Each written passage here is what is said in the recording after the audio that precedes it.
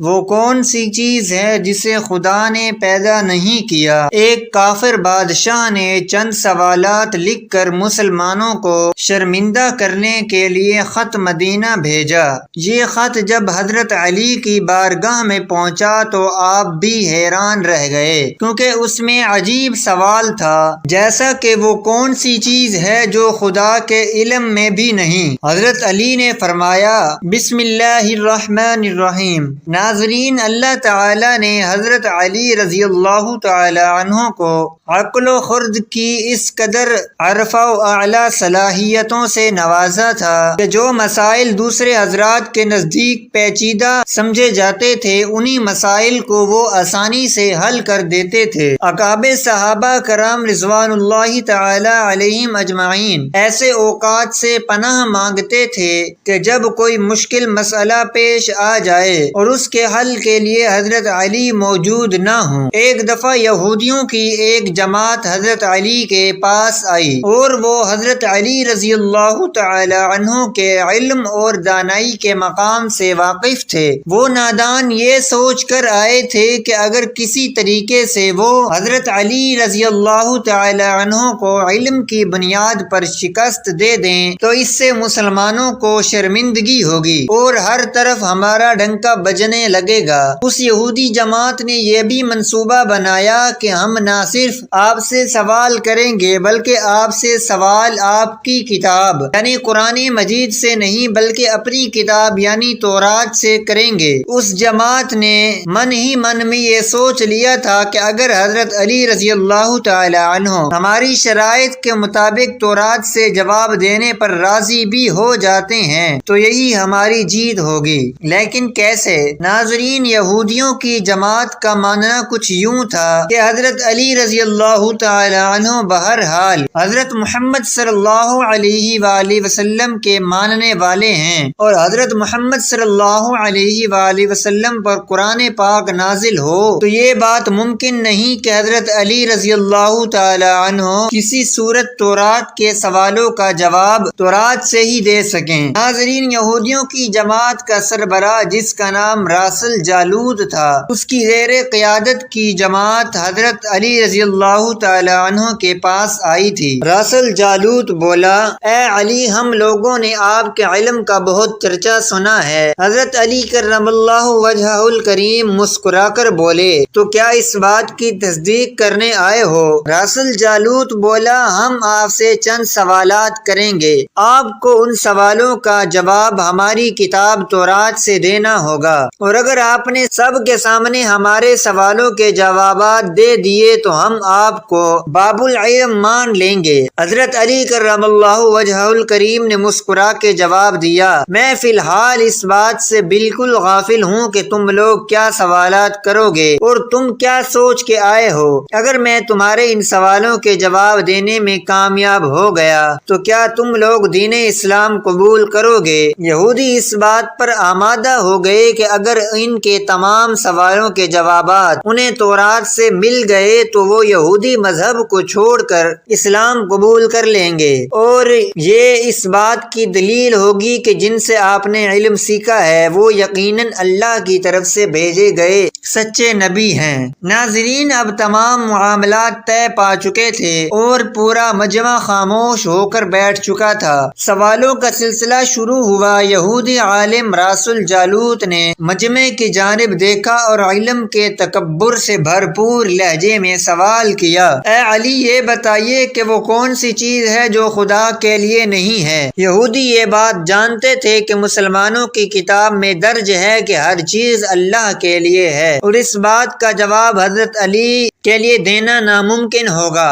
مجمع میں بیٹھے تمام افراد سوچ میں ڈوب گئے کہ کائنات میں کوئی ایسی چیز بھی ہے جو اللہ کے لیے نہ ہو۔ تب حضرت علی نے بغیر کسی توقف کے فرمایا کہ تم جاننا چاہتے ہو کہ وہ کون سی چیز ہے جو اللہ کے لیے نہیں ہے، تو اس کا جواب شرک ہے۔ اللہ ہر قسم کے شرک سے پاک ہے۔ تمام مجمع جو بیٹھا سن رہا تھا بے ساختہ واہ واہ کہہ اٹھا۔ ناظرین، اب راسل جالوت نے دوسرا سوال سوال کیا کہ اے علی یہ بتائیے کہ وہ کون سی جگہ ہے جہاں اللہ موجود نہیں ہے۔ حضرت علی نے اس کا فوراً جواب دیا کہ اللہ تعالی ہر جگہ موجود ہے۔ اس پر راس الجالوت بولا اس سوال کا جواب آپ ہمیں ہماری کتاب سے دیں۔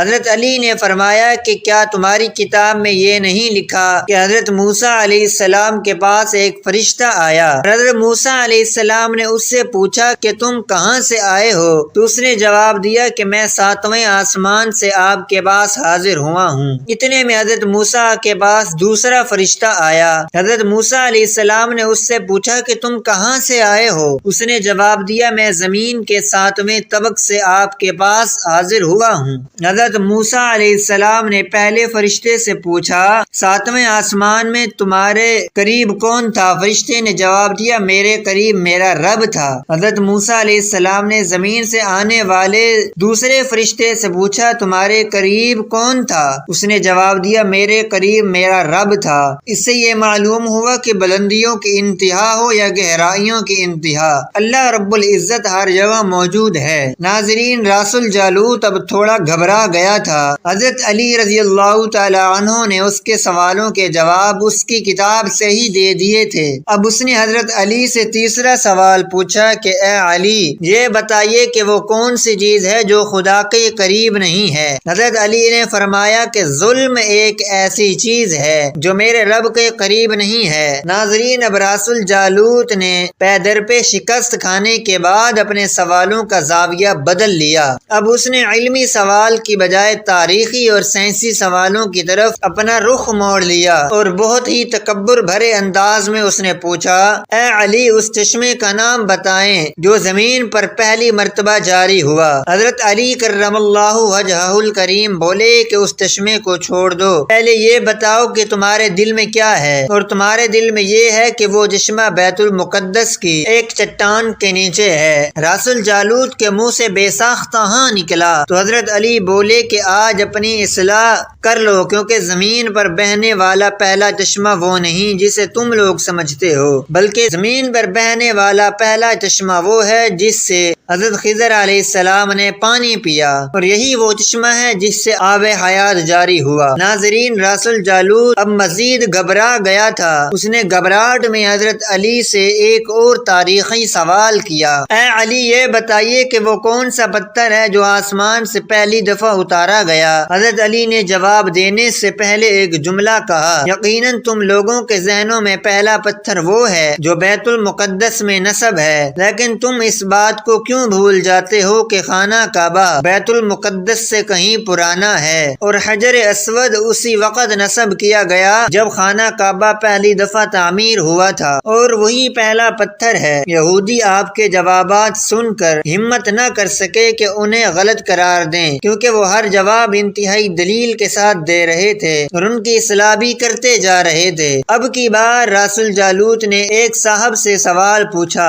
اس نے پوچھا کہ یہ بتائیے کہ وہ کون سی چیزیں ہیں جو مسلسل کم اور زیادہ ہوتی رہتی ہیں؟ حضرت علی کرم اللہ وجہہ الکریم نے بغیر کسی توقف کے بولے کہ تم اپنے ماہو سال پر غور کرو کہ تمہیں خود ہی سوال کا جواب مل جائے گا۔ راس الجالوت نے پوچھا کہ وہ کیسے؟ آپ نے فرمایا کوئی دن اگلے دن کے برابر نہیں ہوتا، اسی طرح گزشتہ رات اگلی رات کے برابر نہیں ہوتی۔ وہ دو چیزیں ہیں جو مسلسل کم اور زیادہ ہوتی رہتی ہیں۔ راس الجالوت نے جواب سن کر حضرت علی سے ایک اور سوال کیا کہ زندہ رہنے کی پہچان سانس لینا ہے یا کائنات میں کوئی ایسی چیز بھی ہے جو سانس لیتی ہے مگر زندہ نہیں؟ حضرت علی نے فرمایا کہ صبح جب نکلتی ہے تو سانس لیتی ہے، حالانکہ صبح کے پاس نہ روح ہے نہ جان۔ یہ سن کر وہ جلدی جلدی بولا اچھا یہ بتائیے کہ دنیا میں وہ کون سی جگہ ہے جہاں سورج کی کرنیں ایک دفعہ تو پڑی لیکن دوبارہ اس جگہ کبھی سورج کی کرنیں نہیں پہنچ سکیں؟ حضرت علی رضی اللہ تعالیٰ عنہ نے فرمایا ہاں، یہ سمندر کی وہ جگہ ہے جہاں سے حضرت موسیٰ علیہ السلام اور ان کی قوم گزری تھی، اور سمندر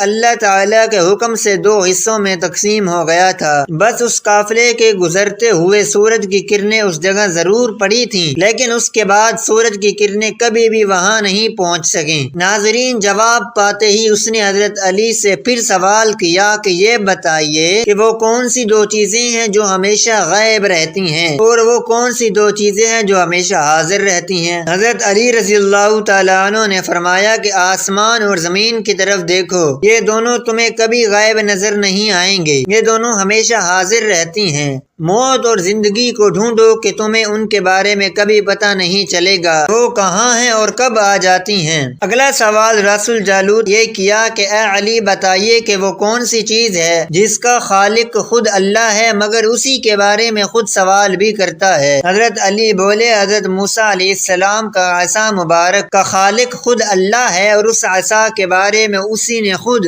موسیٰ علیہ السلام سے سوال بھی کیا اور پوچھا کہ موسیٰ یہ آپ کے ہاتھ میں کیا ہے؟ پھر اس نے اگلا سوال کیا کہ بیت اللہ کا طواف ذی حیات کرتے ہیں، لیکن اس بے جان چیز کے بارے میں بتائیے جس نے بیت اللہ کا طواف کیا۔ حضرت علی کرم اللہ وجہہ الکریم بلا توقف بولے کہ کشتی نوح ایک ایسی بے جان چیز ہے جو طوفان کے دوران اس مقام پر پہنچی جہاں بیت اللہ ہے تو اس نے اس کے گرد 7 چکر لگائے۔ اس نے باب العلم حضرت علی رضی اللہ تعالی عنہ سے کئی سوال کیے اور تمام کے جواب آپ نے بالکل ٹھیک دیے تو مجمع میں بیٹھے ہوئے ایک یہودی بولا، دنیا میں ہر شخص سوچ کے جواب دیتا ہے لیکن آپ تو ہر سوال کا جواب بلا توقف دے رہے ہیں۔ حضرت علی نے سوال کے بدلے اس یہودی سے ایک سوال کیا، بتاؤ تمہارے ہاتھ میں کتنی انگلیاں ہیں؟ اس نے فوراً جواب دیا 5۔ حضرت علی رضی اللہ تعالی عنہ نے فرمایا، تو نے بھی تو فوراً میرے سوال کا جواب دے دیا۔ اس یہودی نے کہا کہ یا علی یہ کیسی بات ہوئی، مجھے معلوم ہے کہ میرے ہاتھ میں 5 انگلیاں ہیں۔ یہ سن کر حضرت علی نے مسکراتے ہوئے کہا،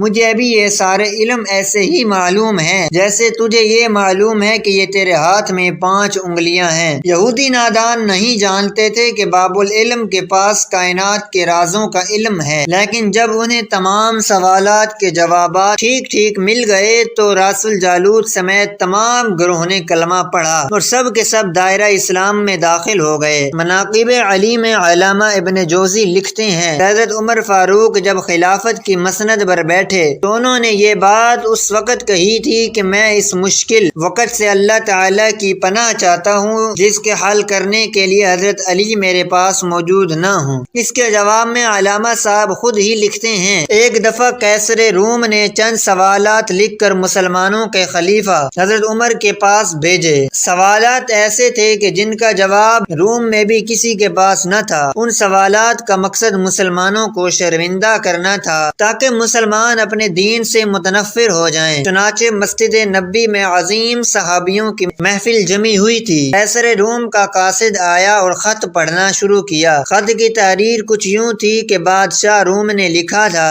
یہ خط ہے بادشاہ روم قیصر بنی الاصغر کا وقت کے خلیفہ حضرت عمر کی طرف کہ میں نے جو سوالات لکھے ہیں مجھے ان کے جوابات بتا دیجئے۔ نمبر 1، وہ کون سی چیز ہے جس کو خدا نے تخلیق نہیں کیا؟ نمبر 2، وہ کون سی چیز ہے جو خدا کے علم میں نہیں؟ نمبر 3، وہ کون سی چیز ہے جو اللہ تعالیٰ کے پاس نہیں؟ وہ کون سی چیز ہے جس کے سب بال ہی بال ہیں؟ وہ کون سی چیز ہے جس کا صرف منہ ہی منہ ہے؟ وہ کون سی چیز ہے جس کے صرف پاؤں ہی پاؤں ہیں؟ وہ کون سی چیز ہے جس کی صرف آنکھیں ہی آنکھیں ہیں؟ وہ کون سا بندہ ہے جس کا خاندان نہیں ہے؟ وہ کون سی چیز ہے جو شکم مادر میں نہیں ہے؟ وہ کون سی چیز ہے جو سانس لے سکتی ہے؟ وہ کون سی بے جان چیز ہے جو سانس نہیں لے سکتی؟ ناقوس کی آواز کا معنی کیا ہے؟ وہ کون سی چیز ہے جس پر صرف ایک بار سورج چمکا؟ وہ کون سا درخت ہے جس کے سائے کو تیز رفتار سوار 100 سال دوڑ کر بھی عبور نہیں کر سکتا؟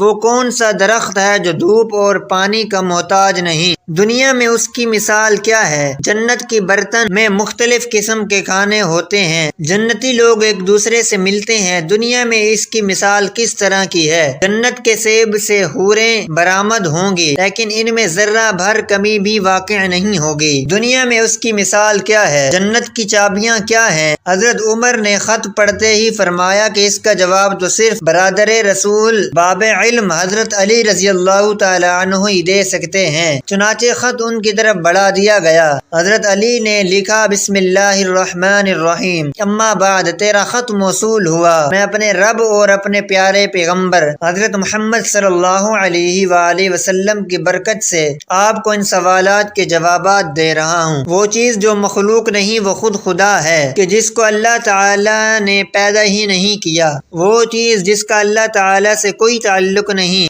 وہ یہ بات ہے کہ اللہ تعالیٰ کا فلاں بیٹا ہے، حالانکہ خدا نہ کسی کی اولاد ہے اور نہ خدا کی کوئی اولاد ہے۔ وہ چیز جو اللہ تعالیٰ کے پاس نہیں وہ ظلم ہے۔ اللہ تعالیٰ کا فرمان ہے کہ خدا اپنے بندوں پر کبھی ظلم نہیں کرتا۔ وہ چیز جو صرف بال ہی بال ہے وہ ہوا ہے، وہ چیز جس کا صرف منہ ہی منہ ہے وہ آگ ہے، اور وہ چیز جس کے صرف پاؤں ہی پاؤں ہے وہ پانی ہے۔ وہ چیز جس کا کوئی خاندان نہیں وہ حضرت آدم علیہ السلام ہے۔ وہ چیز جو شکم مادر میں نہیں رہی۔ 5 یہ ہیں: نمبر 1 حضرت آدم علیہ السلام، نمبر 2 حضرت حوا علیہ السلام، نمبر 3 حضرت اسماعیل کی قربانی کا دمبا، نمبر 4 حضرت موسیٰ علیہ السلام کا عصا، نمبر 5 حضرت صالح علیہ السلام کی اونٹنی۔ وہ جان چیز جو سانس لیتی ہے وہ صبح ہے۔ ناقوس کی آواز کا معنی یہ ہے حق ہے، حق ہے، ٹھہرو ٹھہرو، خدا عادل ہے اور وہ سچا ہے۔ کوہ طور پر وہ پرندہ جس نے ایک مرتبہ پرواز کی تھی، دریائے نیل کی سرزمین پر سورج ایک بار چمکا ہے جس پر حضرت موسیٰ علیہ السلام نے اپنا عصا مبارک مار کر راستہ بنایا تھا۔ وہ درخت جس میں اگر تیز رفتار کے ساتھ بھی چلوں تو 100 سال تک بھی پار نہیں کر سکتا۔ وہ شجر توبہ کا درخت ہے جس کی شاخ جنت کے ہر محل میں جاتی ہے۔ دنیا میں اس کی مثال سورج ہے جس کی کرن ہر گھر میں پہنچتی ہے اور تمام زمین اس کی روشنی سے روشن ہو جاتی ہے۔ وہ درخت جو پانی کے بغیر اگایا گیا تھا وہ درخت ہے جو حضرت یونس علیہ السلام کے لیے اگایا گیا تھا۔ اللہ تعالیٰ نے ارشاد فرمایا، ہم نے اپنے پیارے حبیب کے لیے کدو کی بیل اگاتے ہیں، جنت کے برتن میں بے شمار قسم کے انعامات ہوں گے، وہ ایک دوسرے سے الگ الگ ہوں گے۔ ان کی مثال ہم دنیا میں مرغی کے انڈے کی لے سکتے ہیں جس میں سفید اور زرد دونوں پانی شامل ہوتے ہیں لیکن ایک دوسرے سے ملتے نہیں۔ جنت میں جو سیب عطا کیا جائے گا اس سے حور برآمد ہوگی، اس کی مثال ایسی ہے جیسا کہ سیب سے کیڑا باہر نکلتا ہے لیکن اس میں کمی واقع نہیں ہوتی۔ وہ چیز جو دنیا میں سب کے لیے برابر ہے چاہے وہ مومن ہو یا کافر، لیکن آخرت میں وہ صرف اور صرف مومن کو عطا کی جائے گی۔ وہ کھجور کا میوہ ہے جسے آخرت میں صرف مومن کھا سکے گا، جبکہ دنیا میں اس سے مومن اور کافر دونوں یکساں استعمال کر سکتے ہیں۔ جنت کی چابیاں کلمہ توحید ہے۔ ابن مسیب سے مروی ہے کہ خط بادشاہ روم کو ملا، اس نے خط پڑھ کر کہا کہ میرے سوال کے جواب صرف اور صرف خاندان رسول سے ہی مل سکتے تھے۔ پھر دریافت کیا کہ یہ جواب کس اعلیٰ ہستی نے دیے ہیں۔ ایلچی نے جواب دیا کہ ان سوالات کے جواب مولا علی ابن ابی طالب رضی اللہ تعالی عنہ نے دیے، جس کو حضرت محمد صلی اللہ علیہ وآلہ وسلم نے علم کا دروازہ کہا ہے۔ اس شخصیت نے یہ جواب دیے ہیں۔ یہ خط پڑھنے کے بعد قیصر روم نے حضرت علی کو خط لکھا کہ مجھے آپ ارسال کیا ہوا خط مل گیا ہے، وہ پڑھ کر مجھے یقین ہو گیا ہے کہ آپ اہل بیت ہیں اور رسالت کا یہ قیمتی خزانہ آپ ہی ہیں، حقیقی شجاعت اور علم کے وارث ہیں۔ قیصر روم نے اپنے دوسرے خط میں لکھا کہ میری یہ خواہش ہے کہ آپ مجھے مذہب اور دین کی مزید معلومات بھیجیں۔ میں خاص طور پر روح کی وضاحت چاہتا ہوں جس کا ذکر خدا تعالی نے اپنی کتاب قرآن مجید میں کیا ہے۔ اے نبی، لوگ روح کے بارے میں تجھ سے پوچھتے ہیں، تم انہیں بتا دو کہ روح میرے پروردگار کا امر ہے۔ یہ روح کیا چیز ہے؟ مولا علی رضی اللہ تعالی عنہ نے جواب میں یہ لکھا ہے کہ ماں بعد روح ایک نورانی نکتہ ہے اور غیر مرئی مخلوق ہے جس کو اللہ نے اپنی قدرت کاملہ سے پیدا فرمایا ہے اور اپنے خاص خزانے سے نکال کر اپنی ایک ملکیت میں رکھا ہوا ہے، اور یہی روح ہی اصل میں ہر چیز کا سبب زندگی ہے، اور ہر روح جاندار کے پاس ایک وقت مقررہ تک امانت ہے۔ جب اس کی مدت مکمل ہو جاتی ہے تو خدا اسے واپس اپنے پاس بلا لیتا ہے۔ اللہ پاک ہمیں بہتر عمل کرنے کی توفیق عطا فرمائے اور ہمیں ایمان کی دولت سے مالا مال فرمائے، آمین۔ ناظرین، کمنٹ باکس میں اللہ تعالیٰ کے 99 ناموں میں سے ایک نام ضرور ٹائپ کیجیے گا۔ شکریہ۔ اللہ